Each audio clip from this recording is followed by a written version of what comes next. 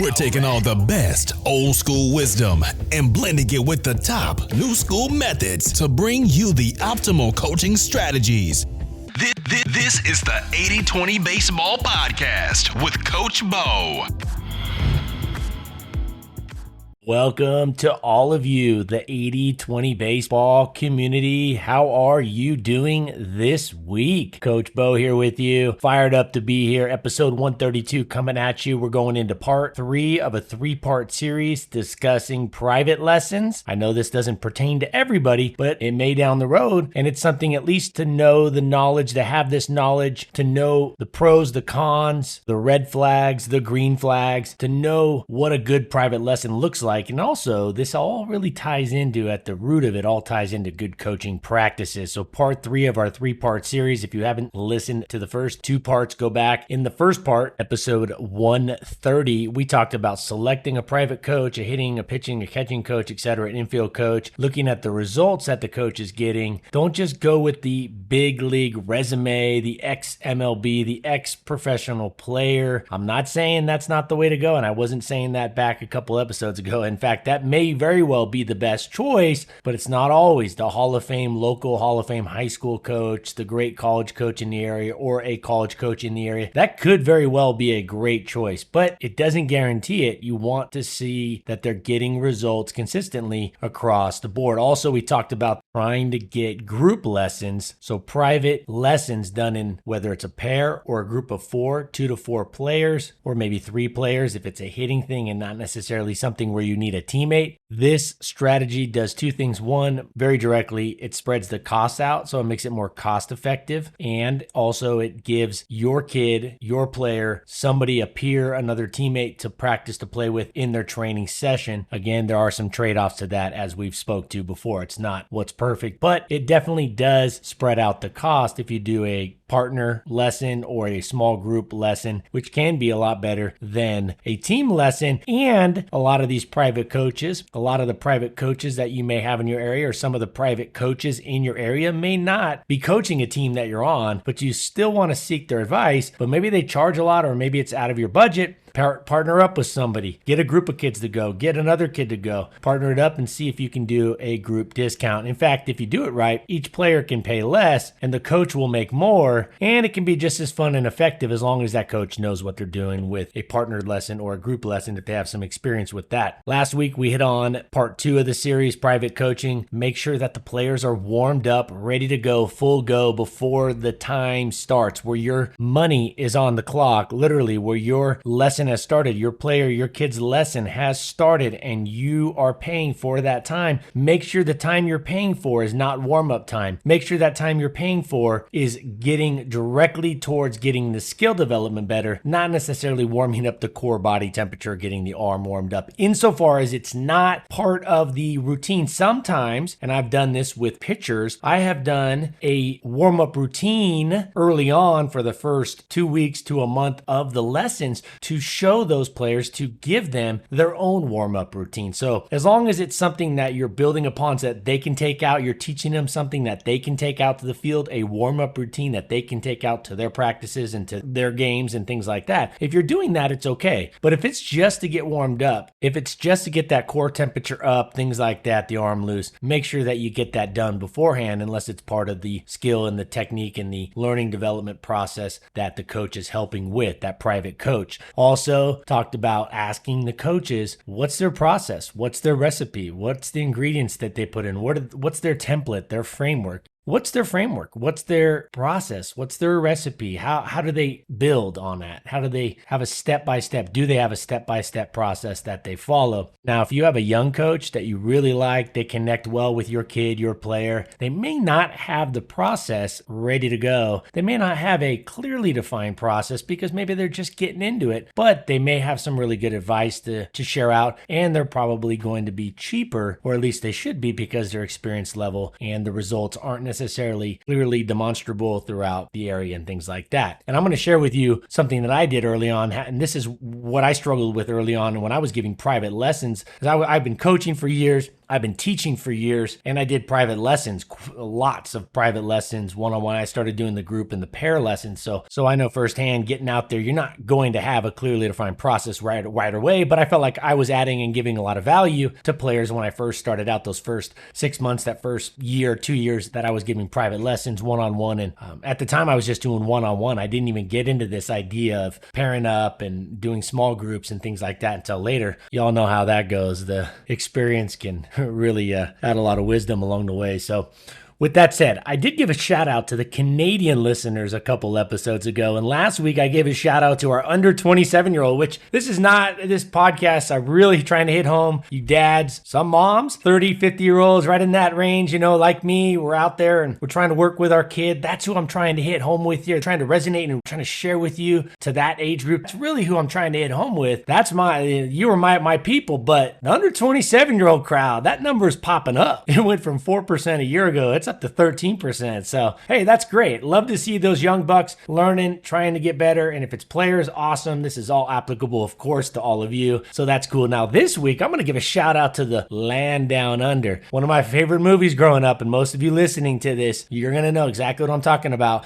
I don't even need to say it. Think of Australia. If you're about my age, I'm 41. If you're in your 40s, late 30s, definitely if you're in your late 40s, early 50s, you know what movie I'm going to talk about here. I'm gonna give a shout out to the people down on that big old island down there. Crocodile Dundee, one of my favorite movies growing up. Hey, that's not a knife. This is a knife. Now I'm not gonna try to do my Australian accent here. Once you hear a real Australian do their accent, it's amazing. It's just like, I feel like Australian accents are like the British accent, which is awesome. I love Guy Ritchie movies. I'm gonna give a shout out. I've given suggestions on books and all sorts of things within baseball. I'm going to give you a shout out. This is off the cuff, but it just hit me because I was thinking of Australian and there's that kind of British accent influence. I like the Australian accent more than the British accent. And I like that British accent a lot. I don't know what it is. I don't know what it is. I'm not saying that their movies are any better just because the plot's better, but you throw that accent in some of that, that was really good, but just in a real authentic Australian accent is awesome. I wish I could duplicate it. I'm not even going to try here, but I'm going to go back to this. Guy Ritchie does a lot of movies that are with the English accent. Most of you know Guy Ritchie, or the movies, some of them at least. He's my favorite director, hands down. He's my favorite director. I know Quentin Tarantino gets a lot of publicity. Everybody knows Quentin Tarantino. Obviously, he's done some phenomenal movies, Pulp Fiction, The Kill Bills, etc. But Guy Ritchie's my favorite director. And if you haven't watched Guy Ritchie's, if you haven't watched The Gentleman that came out with Matthew McConaughey, watch it twice. Phenomenal movie. There's Snatch, of course, from way back in the late 90s. That movie, Lock, Stock, and Two Smoking Barrels. He did King Arthur, I believe there's a longer name to that, King Arthur. He did the Sherlock Holmes. He had a movie that was really good in 2015, The Man from U.N.C.L.E. He did Aladdin. I'm a big fan of Guy Ritchie, and that's enough of that. I'm just going to give that out. If you don't, go watch those. Go watch Lock, Stock, Two Smoking Barrels. Most of you have watched that. Snatch, all of you have seen that. Go watch that. Go watch the Sherlock Holmes. He did 2 of the Sherlock Holmes. Go watch The Man from U.N.C.L.E. Watch King Arthur, Legend of the Sword. I'm not so much into those movies, but that one was really good. The Aladdin was good, and the recent one with Matthew McConaughey, The Gentleman. Oh, geez. I mean, it's a good movie. He's my favorite director because he ties in dialogue with plot, with action, with tempo, the speed. Everything is just so well done. He brings in good actors every time. The way he does the dialogue, he does like the Tarantino dialogue, but he knows when to cut it off. And that's really the big thing with him that I think separates him from Tarantino, where Tarantino's movies, his dialogue is phenomenal, but it does get a little long, even for somebody like me who's used to watching some of those movies that talked a lot. I used to watch a lot of the old movies, black and whites, with my grandma and my dad. We used to watch a lot, John Wayne movies, but even older than that, like The Music Man, some of those movies, and even older than that just went like Casablanca, those movies that went kind of slow with their talking. Even that said, I think Tarantino draws out a little bit his dialogue as good as it is. So Guy Ritchie, just want to give a shout. I went off on a little tangent, but hey, hopefully gave you a couple extra movies to watch there that you haven't seen yet. Definitely going to be worth your time. To my Aussie friends, the Aussies, Aussies down there. Our listenership, our listeners, the Aussies are representing right now. They are representing. We're getting a couple dozen Australians listening to every episode, hailing from Victoria, New South Wales, Queensland, Western Australia, Tasmania, South Australia. Whew, tell you what, that's awesome. Baseball's popular down there in Australia, really popular, surprisingly popular to people outside of the baseball arena. In fact, I played with a handful of Australians. I've mentioned that on this podcast. When I was in pro ball, great guys, love them, love their vibe, love their attitude. Australia coming on strong, listeners. So awesome. Big shout out to all you down there in Australia. Hey, I'd love to hear from you, especially from, I love to hear from like people on the East Coast, especially the Northeast, which is a little different. Southern California is kind of my thing. I'm up here living in Boise now. West Coast I kind of get the vibe for baseball out here and the culture and things like that. I love to hear from the Northeast coaches. It's a different kind of a youth baseball culture in a way. Not a little, most of it's the same, but a little bit of it's different. Definitely the weather, how it plays in the seasons, the time of year and things where everything's kind of ramped up or the off season. I'd love to hear from all of you that are not in the United States. Email me, Coach Bo at 8020 Baseball. Email me, Coach Bo 8020 Baseball. I'd love to hear about baseball, youth baseball in Australia, just baseball in general, differences, strategy, things like that. If there's anything going on, that just would be great to hear. Or from anywhere. Canada, I would love to hear how that's going and things like that. Especially like you look at these players like Ohtani from Japan. These players have different styles, and Ichiro was a different type of hitter. You have obviously Hideo Nomo is one of the most famous baseball pitchers from Japan. You have players from all over the world. Those are famous right there. Obviously in the Caribbean area, the Dominicans, the Puerto Rico, it's massively popular baseball. But those styles are similar to American baseball. But I'd love to hear. I know Japanese baseball varies. They definitely do some really great things over there that I think as a baseball coach would be great to go over and study Japanese baseball, or go study Australian baseball or Canadian baseball, or go over to Europe, like Netherlands and Europe and things like that. Study it in Spain, study baseball over there in Italy, and watch and see and just try to really see what they're doing good. Because a lot of these, an interesting thing about, and a lot of you know this, a lot of great companies that have come up in America and across overseas and other countries, what they did, a lot of these people would go to other countries, see something that was selling, a service, a product that was selling really well in another country, but wasn't in their country yet. So they would go over to wherever and bring it back to their country. There's a couple brothers in Germany, I think, that are known for doing this. Like they've started some like billion-dollar companies, but none of it was their idea. But since the trademarks and like the intellectual property, the legal parts of it forbid them from doing it in the United States, they would just come over to the United States and take some of these tech ideas and things like that. I want to say it was two brothers from Germany, and then they'd go back and use it in Germany, and they built these billion-dollar companies on something they knew would work, and they knew how to run it because they saw these companies, but they could copy it and not get in trouble in other countries.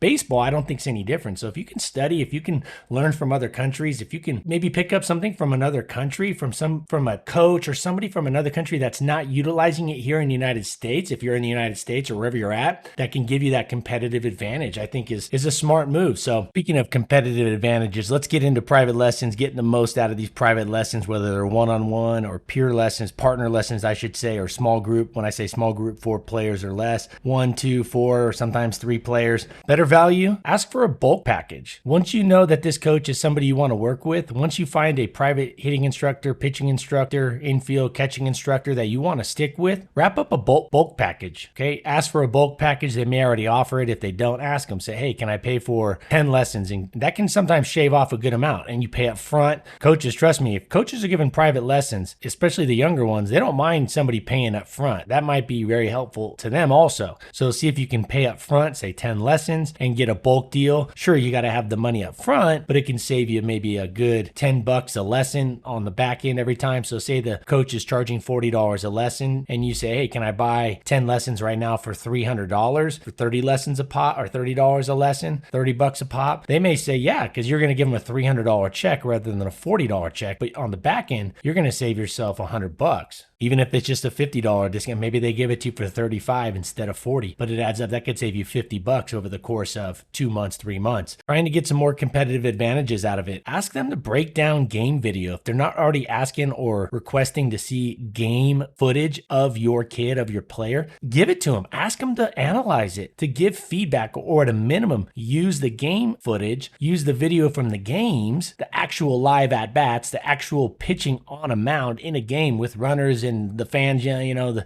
dugout on the other team kind of cheering out loud. Get some footage of that and give it to the hitting coach, the pitching coach, the private lesson coach, if they don't already ask for it, and say, hey, can you analyze this? Can you break this down? Send it to them between lessons and have them look at it. And you could even say something like, hey, can I pay you $20 for some feedback on this or something? Or you could build it into the lesson and say, hey, I'd like to do, instead of a 45-minute lesson or 30-minute lesson, I'd like to do an hour lesson once a month with video discussion, video analysis. Now, I would make sure the video clips are concise. There's not a lot of extra fat on them. It's concise, they're trimmed up, and it all has to be is maybe 3 to 5 pitches, or one at bat, or a couple at maybe 3 or 4 swings, or some at bats where the hitter's taking a pitch or catching maybe 10 pitches. This can be captured on a cell phone and just sent over to the coach. You could send it over on a Google Drive, or you could just send it to them via message, but they should be asking, or they should be seeing game footage. This is a big disconnect and a huge competitive advantage, I think, when it comes to getting players more out of, or getting players more productive results from private lessons. The private coach almost inherently isn't out there with the player or seeing the player as much as they could be, or maybe they're not seeing them at all in a game environment. So getting them that footage, try to get multiple angles of footage. If you're not sure what angle to shoot from, get a couple shots from different angles.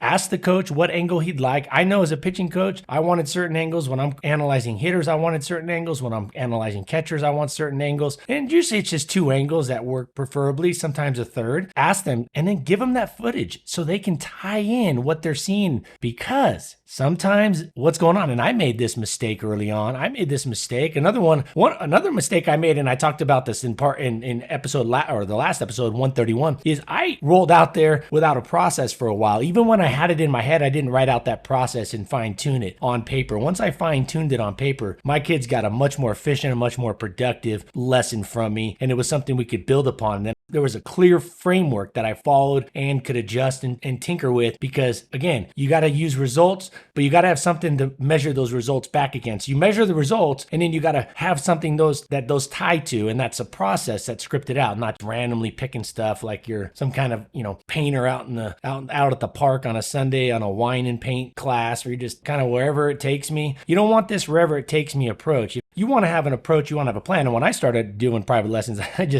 I would wing it at first because I didn't have the experience yet. And even when I got enough experience, I was a little slow. I was probably a year behind where I should have been scripting it out. Another mistake I made early on was not asking for video of the games and or trying to get out too. I actually finally, I messed up on this for a couple years early on, and I actually started having parents say, hey, I'd love for you to come out and watch them pitch. We'll pay you for a lesson. It will say a 45-minute lesson. We'll pay you that money for that lesson if you could come out, watch maybe video with your camera, and then give us feedback at the next lesson, or maybe a couple parents would have me write up a report and just send it over, a little, summary, or get on a conference call with the kid the next day and just, with the parent. When I say conference call, like a call on the speakerphone, and just talk with the parents and the kid. Hey, this is what I saw. This is what we're going to work on. And then tying it in. So even if you don't go to the game, you should be giving video to the coach, to the trainer, the private instructor. They should be asking for this. They should see game action. No matter what, they need to see what the player looks like in the game. And in a lot of cases, it's not going to look a whole lot different. But more often than you may think, and more often than I realized, it was actually a pretty high percentage of players that changed some things up come game time. And y'all know what I'm talking about here. There was differences on the mound. They would speed up, or in the box. It wasn't the same. They weren't carrying over what we were teaching them into the game. This does 2 things. One, it gives the coach feedback, but it also adds some accountability to the player. The player now knows that their private coach, who they saw on Tuesday evening, is going to see their at-bat on Saturday morning at the game. They're going to see it. So there's that, hey, I've been working on this with Coach Joe, Coach whatever, and now he's going to know if I'm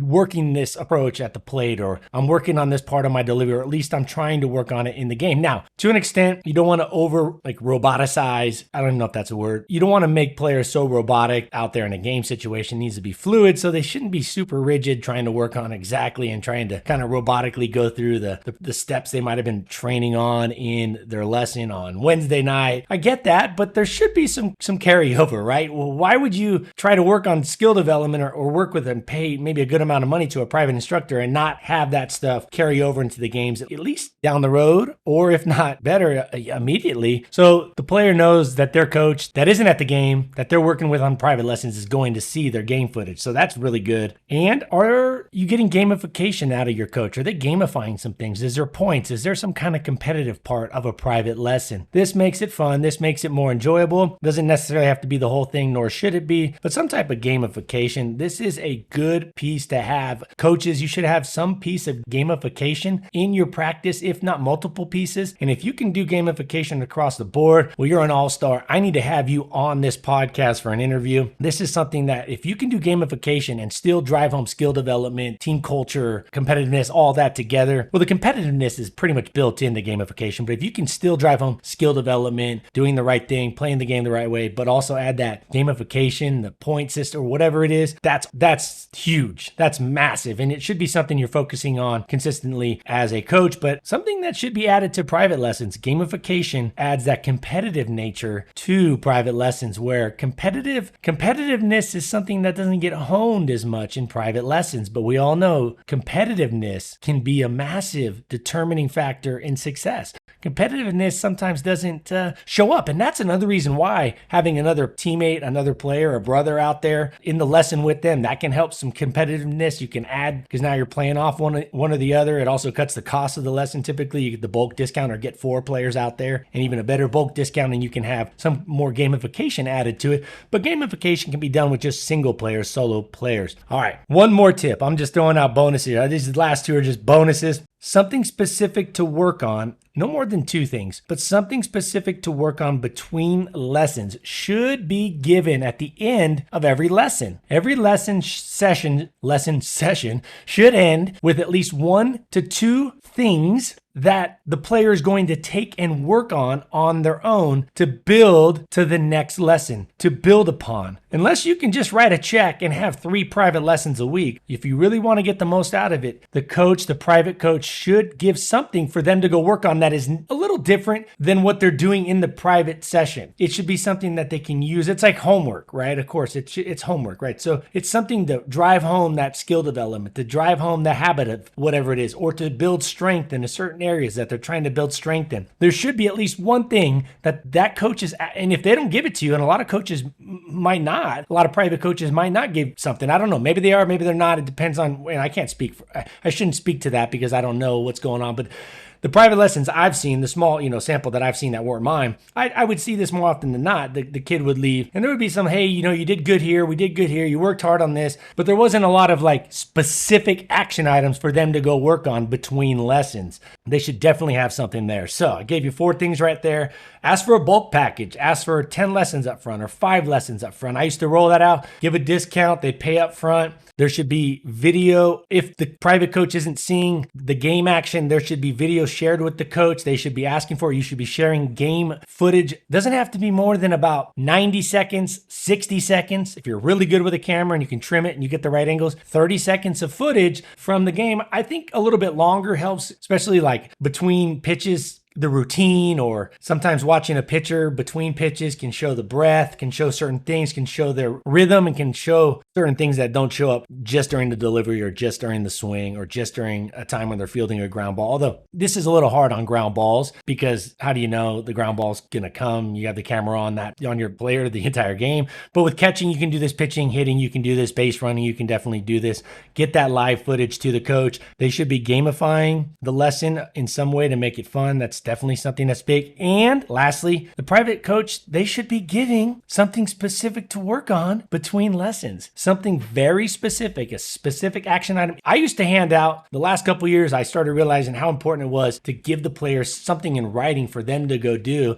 And I would even have check boxes on there. And I would say, hey, this is what you got to do. I would be very, very precise. You need to do this on Wednesday and Friday. I would ask them when their next game is. I knew what day they were doing the lesson. I knew the workload. And I'd say, this day and this day, you need to do this and this. And I would bullet it out or line it out. Reps, time, intensity, everything. Just give it to them. And it wouldn't take a long time to have that. And of course, that sort of template could work with multiple players, depending on, what they're working on. And it wasn't, of course, for all the players. That wouldn't be good. You don't want a cookie cutter like that. That's not going to get it done. Not in the best way, not going to serve the kids the best way. But there should be something in writing for the kids to work on, or at least something specific that they know exactly what they need to do to get some more quality reps in to build upon that skill development moment before the next lesson.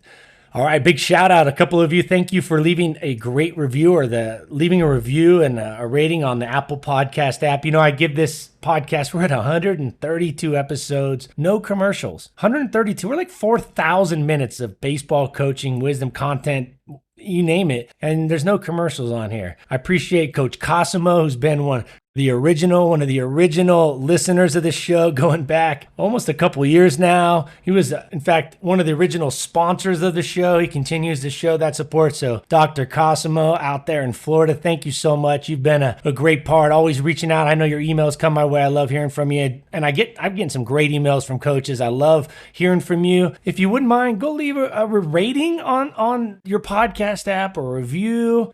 You can sponsor the show. It's not a lot. I think it takes like 2 minutes. You can sponsor the show. It doesn't even, I think the max you can even sponsor it is it's like less than $10 or whatever. But I'm trying to bring this efficiently effective. I'm trying to give this out right now as we speak. My daughter is waiting for me to go outside right now. She wants to go outside and draw on the driveway. I went to Target the other day. We got some chalk. So we're going to go out there with some sidewalk chalk and we're going to draw it up. So she's been waiting patiently as I wrap this up. I had a couple extra bonus things I wanted to share. I originally was just going to share out 2, and I kept kind of like, hey, there's 4 things right here. I got to pass them out to all you great listeners. But again, this does take time, editing this, paying my editor Sam to do the editing, and then I edit it again. So if you could help out, a rating, a review, sponsor the show using the link in the show summary on your podcast app, that would be greatly appreciated. It's always so great to be here with all of you. Look forward to being back here next week. Until then, hey, take care of your health. Take care of your health so you can take care of your family, your good friends, your inner circle, and so you can be the best baseball coach you can be. Take care of your health so you can go out there with energy to put these strategies in and take these things out there, put them out there, make the best of it, make the most of it, go out there, put it in, and make the baseball community a better place. Make your team better, make your kid better. And until next time, adios. This has been the 80-20 Baseball Masterclass. Take it to the field.